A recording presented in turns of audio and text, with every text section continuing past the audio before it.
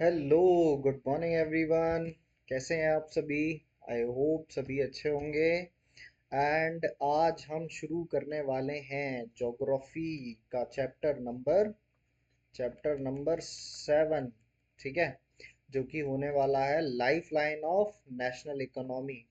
मतलब हमारी national economy की लाइफ लाइन किसे कहा जाता है। आई होप आपको ये पिक्चर्स देखकर कुछ कुछ आइडियाज लग रहे होंगे। तो इन्हीं के बारे में हम और डिटेल से पढ़ने वाले हैं इस चैप्टर में, राइट। तो ये आपका ज्योग्राफी का चैप्टर नंबर 7 है। इसके बाद ज्योग्राफी क्लास 10th ओवर हो जाएगी। लेकिन लास्ट में हम कुछ कीवर्ड्स वगैरह भी की भी एक क्लास रखूंगा मैं। उसके बाद हम ओवर करेंगे, तो चैप्टर 7 पढ़ने के बाद ओवर नहीं होगी। उसके बाद कुछ ग्लोसरीज और कीवर्ड्स हम पढ़ेंगे, कुछ इंपॉर्टेंट डेफिनेशन या फिर ज्योग्राफी को और कैसे अच्छे से टैकल किया जा सकता है फॉर योर फ्यूचर पर्सपेक्टिव, या फिर आप रिवाइज जब करेंगे तो कैसे और स्पीडली रिवाइज किया जा सकता है। ये दो तीन टॉपिक के बारे में बात करेंगे। आज की जो हमारी क्लास होने वाली है वो होने वाली है life line of national economy के इंट्रो पे। ठीक है, तो एक बेसिक इंट्रो दे दूंगा मैं आपको आज। और इसके बाद अभी मैं होमवर्क बता देता हूँ। आपको पता है कि बिना होमवर्क के मैं नहीं जाने दूंगा। इसके बाद आपका टास्क रहेगा कि पूरे चैप्टर को एक बार रीड करके आए। ठीक है, एक थॉरो रीडिंग करके आए, ताकि कुछ आपके डाउट्स हों और कुछ चीज़ें जो समझ में नहीं आए ड्यूरिंग द क्लास समझ में आ जाएं, उसके बाद भी समझ में नहीं आती हैं। यू कैन कमेंट मी, और या फिर आप टेलीग्राम व्हाट्सएप पे भी ज्वाइन कर सकते हैं, राइट। तो शुरू करते हैं आज का इंट्रोडक्टरी क्लास। तो इस चैप्टर में आज बेसिक मैं बताने वाला हूँ, इसके अलावा ज़्यादा कुछ नहीं बताऊंगा। तो टॉपिक्स, इस चैप्टर में जो जो टॉपिक्स पढ़ने वाले हैं, सबसे पहले हम इसका इंट्रो पढ़ेंगे। इंट्रो में हम क्या क्या जानेंगे कि जो हमारा नेशनल इकोनॉमी जिसे हम बोल रहे हैं, life line of national economy, ये है क्या। बेसिकली हमारी नेशनल इकोनॉमी, जितनी भी इकोनॉमी है, वो किस पे डिपेंड करती है? Majorly on the transport, right. अगर कोई भी गुड्स कहीं पर प्रोड्यूस हो रहा है, मान लीजिए आप कहाँ रहते हैं, आप गुजरात में रहते हैं, गुजरात में रहते हैं, तो गुजरात में क्या फेमस है? गुजराती फूड के अलावा ऑब्वियसली गुजरात में क्या क्या फेमस है? गुजरात के क्लोथ्स, स्पेसिफिकली साड़ीज। ठीक है, साड़ीज। तो जो वहां पर साड़ीज बनाई जा रही हैं, वो पूरे देश में या फिर out of the country, not only in our country, हमारी कंट्रीज की बाउंड्री में नहीं, नेशनली, इंटरनेशनली, दूसरा किसी स्टेट तक, किसी डिस्ट्रिक्ट तक, किसी लोकल मार्केट तक, आपका शहर हो सकता है, गांव हो सकता है, कोई कस्बा हो सकता है, कोई छोटी सी सोसाइटी हो सकती है, वहां तक ये कैसे पहुंचता है, ये जो प्रोडक्ट है, इसकी पूरी जर्नी के बारे में जानेंगे अपन। या फिर कोई और प्रोडक्ट है, आपके कुछ भी और मटेरियल हैं, कोई भी आप एग्जांपल ले सकते हैं साड़ी के अलावा। जैसे आप कोई फूड प्रोडक्ट्स ले सकते हैं, आप इलेक्ट्रॉनिक आइटम्स ले सकते हैं, हमने पिछली क्लास में आयरन स्टील के बारे में पढ़ा था, उसको ले सकते हैं। या एग्रीकल्चर प्रोडक्ट ले सकते हैं। ठीक है, एक कोई भी मटेरियल जो बनाया जा रहा है एक जगह से, ऑब्वियसली जहां पर प्रोड्यूस हो रहा है वहां पर तो सारा मार्केट अवेलेबल नहीं होगा ना। दूसरी जगह कैसे पहुंचाया जा सकता है, और कौन कौन से तरीके हो सकते हैं नेशनल इकोनॉमी, जो लाइफ लाइन है नेशनल इकोनॉमी को बूस्ट करने के। ठीक है, इनके बारे में हम पढ़ने वाले हैं इस चैप्टर में पूरा। तो बेसिकली जो हमारे ट्रांसपोर्टेशन होते हैं वो कौन कौन से होते हैं? रोडवेज, मतलब आपकी जो सड़कें होती हैं, बेसिक रोड। दूसरा है रेलवेज, जो आपके ट्रैक्स डले होते हैं जिन पे रेल्स चल रही होती हैं। पाइपलाइंस, अच्छा काफी लोगों को पाइपलाइंस नहीं पता होगा, तो बता दूं, कुछ नहीं करते हैं इसमें। बड़े बड़े पाइप्स एक जगह से दूसरी जगह क्रूड ऑयल या फिर जो ऑयल मटेरियल होता है उसे भेजने के लिए एक जगह से दूसरी जगह के लिए पाइप बिछा दिए जाते हैं। तो एक तरफ से अपन ऑयल या जो भी लिक्विड पार्टिकल है, मटेरियल है, उसे डालते हैं, और दूसरी तरफ से हम उसे जेक्ट कर लेते हैं। क्लियर है? फिर वाटरवेज के थ्रू, कि एक सामान दूसरी जगह, हमने लास्ट लास्ट क्लास में पढ़ा था, जूट एक जगह से दूसरी जगह भेजा जा रहा था, गुजरात से हम एक्सपोर्ट कर पा रहे थे। याद आ रहा है कुछ कुछ?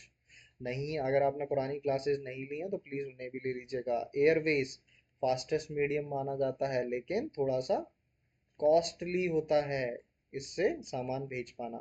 ठीक है, क्यों कॉस्टली होता है? क्योंकि फ्यूल कंजम्पशन यहाँ सबसे ज्यादा होता है। ठीक है, चीप सबसे, इन सब में अगर सबसे चीप पूछा जाए तो कौन सा होता है? वाटरवेज और रेलवेज, ये वन ऑफ द चीपेस्ट है। ठीक है, आपका पाइपलाइन भी इसी लाइन में आएगा। ठीक है, समझ में आ गया। फिर आते हैं कम्युनिकेशन। अब कम्युनिकेशन इन सब चीज़ों को बूस्ट करने में एक इम्पॉर्टेंट रोल प्ले करता है। क्या इम्पोर्टेंट रोल प्ले करता है, इसको डिटेल में जब हम ये टॉपिक पढ़ेंगे तो तब और अच्छे से जान लेंगे। क्लियर है इतना? फिर इंटरनेशनल ट्रेड जो भी हम कर रहे होते हैं, बाकी मान लीजिए हमारी कंट्री है इंडिया, इंडिया से पूरे वर्ल्ड में जो भी हम ट्रेड कर रहे हैं, जो भी हम एक्सपोर्ट कर रहे हैं, कुछ चीज़ों का आप नाम बता सकते हैं? जैसे राइस हम एक्सपोर्ट करते हैं, ये फूड मटेरियल में आ जाएगा।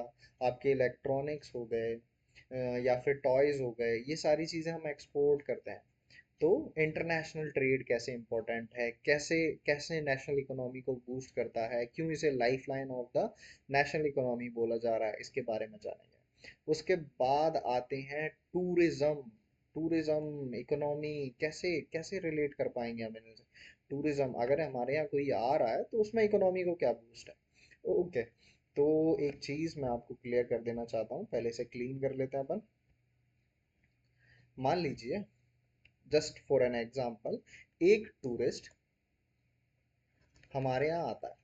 ठीक है, वो हमारे यहाँ आता है किसी ना किसी मीडियम के थ्रू आएगा, प्लेन से, बाई रोड, और वाटरवेज, कैसे भी हमारे पास आया तो उसने टिकट खरीदा। ठीक है, टिकट खरीदने के बाद वो हमारे यहाँ आया, वो काफ़ी जगह एक्सप्लोर करी, एक्सप्लोर करने गया, तो वो मान लीजिए रिलीजियस प्लेसेस घूमा, टूरिस्ट प्लेसेस घूमा, या फिर बाकी कहीं भी और गया। मान लीजिए ताजमहल देखने जा रहा है वो, हवा महल देखने जा रहा है राजस्थान। ठीक है, तो वो अगर यहाँ जाएगा तो एक जगह से दूसरी जगह जाएगा, तो किसी ना किसी चीज़ से वो क्या करेगा? ट्रैवल करेगा। ट्रैवल करेगा तो वो पैसे खर्च करेगा। पैसे खर्च करेगा तो वो पैसे कहाँ किसे मिल रहे हैं? इंडियंस को, जो भी वो काम कर रहे हैं वो।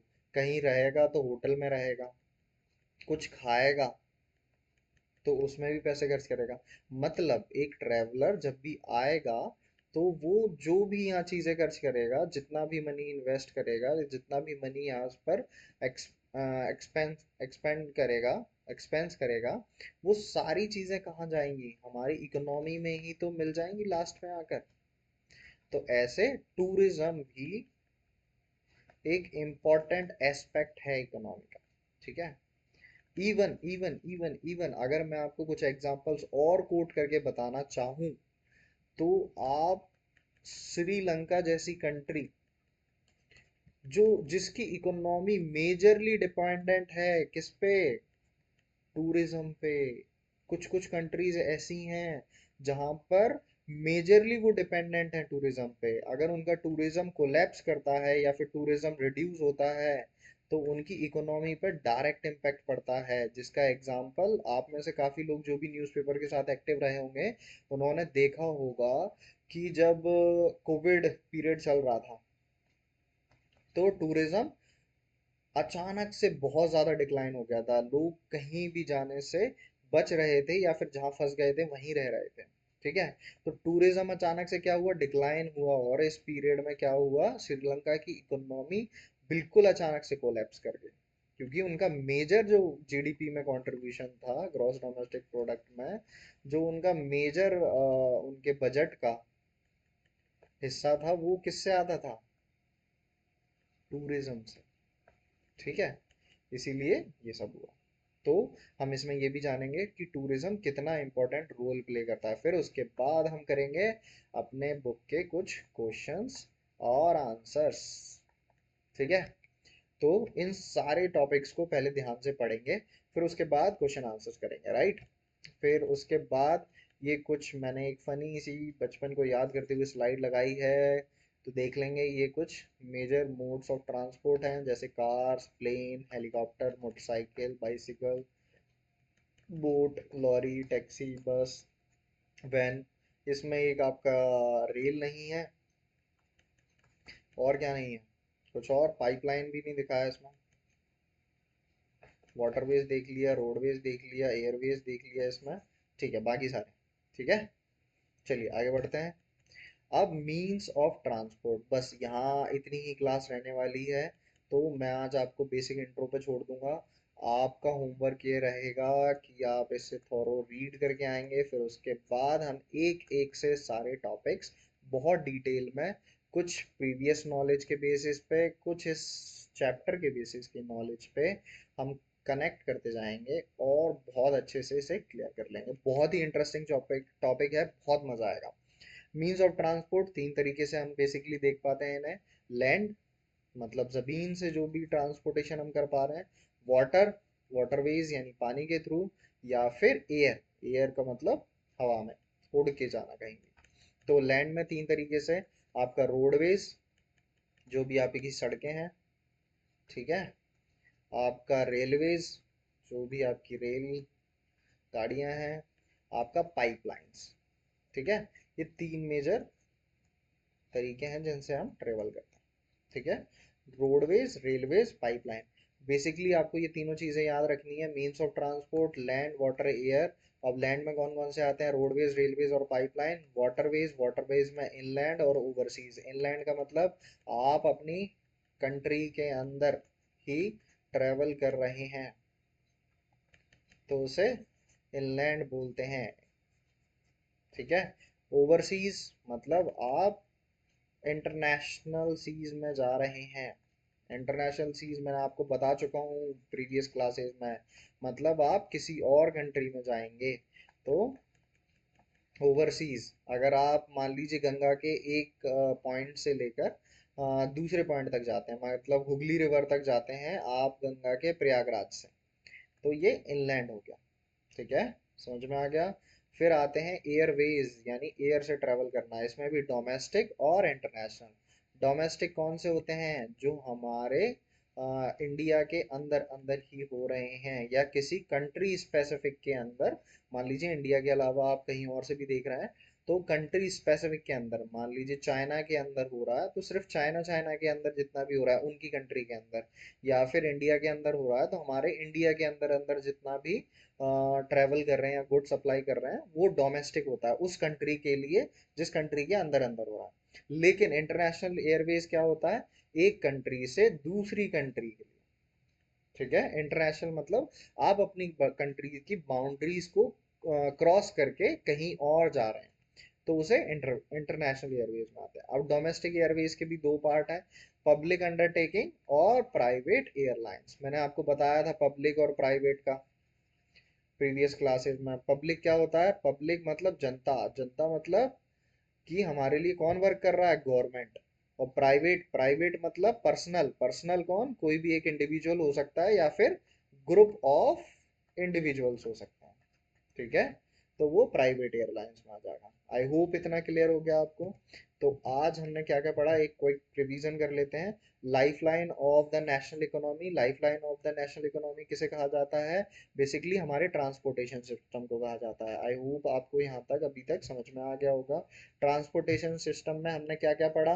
देखो, एयरवेज पढ़ा एक, तो यहाँ पे एक वाटरवेज पढ़ा, फिर रेल के बारे में पढ़ा, रेल नेटवर्क के बारे में, पाइपलाइंस के बारे में थोड़ा सा जाना, और रोड नेटवर्क या रोडवेज के बारे में जाना। क्लियर है इतना? फिर उसके बाद हमने अपने कुछ इंपॉर्टेंट टॉपिक्स उठाए जो जो हम इस चैप्टर में पढ़ने वाले हैं। और उनमें से सबसे पहले हमने क्या देखा? कुछ इंट्रोडक्शन देखा। इंट्रोडक्शन किसके बारे में था? इंट्रोडक्शन था अपना लाइफलाइन ऑफ नेशनल इकोनॉमी के बारे में। फिर उसके बाद हमने जब पढ़ा कि ये लाइफलाइन ट्रांसपोर्ट पर डिपेंड करता है, तो फिर हमने ट्रांसपोर्ट के बारे में जाना, किस किस टाइप के ट्रांसपोर्ट होते हैं। तो सबसे पहले हमने रोडवेज के बारे में जाना, फिर रेलवेज के बारे में थोड़ा सा जाना, फिर पाइपलाइंस के बारे में जाना, फिर वाटरवेज, फिर एयरवेज, ठीक है। रोडवेज में हम डिफरेंट टाइप की रोड्स के बारे में पढ़ने वाले हैं, जो कि मैं आगे वाली लेक्चर्स में आपको बहुत डिटेल में बताने वाला हूँ। रेलवेज में भी ब्रॉड गेज, नैरो गेज, तो ये सारी चीज़ें बेसिक नॉलेज है, इसके बारे में भी जानेंगे। और अगर आपको अभी तक ब्रॉड गेज, नैरो गेज ये सब नहीं पता है, तो जब आप ये रेलवेज वाली क्लास ले रहे होंगे उसके बाद आप एकदम बढ़िया मस्त तरीके से पता चल जाएगा। ठीक है। पाइपलाइंस, हमने जाना पाइपलाइंस का यूटिलाइजेशन कहाँ कहाँ करते हैं, क्यों करते हैं, और इजी मीडियम क्यों होता है। फिर उसके बाद हमने पढ़ा वाटरवेज के बारे में। वाटरवेज चीपेस्ट मीडियम है, और बड़ी आसानी से एक जगह से दूसरी जगह सामान को भेजा जा सकता है, लाया जा सकता है। क्लियर है। एयरवेज हमने देखा था, एयरवेज कॉस्टली है, काफ़ी कॉस्टली। क्यों? फ्यूल कंजम्पशन ज़्यादा होता है, विजिट चार्जेस ज़्यादा लगते हैं। ठीक है। तो एयरवेज। फिर हमने जाना कम्युनिकेशन। कम्युनिकेशन एक इम्पॉर्टेंट रोल प्ले करता है इन सभी में।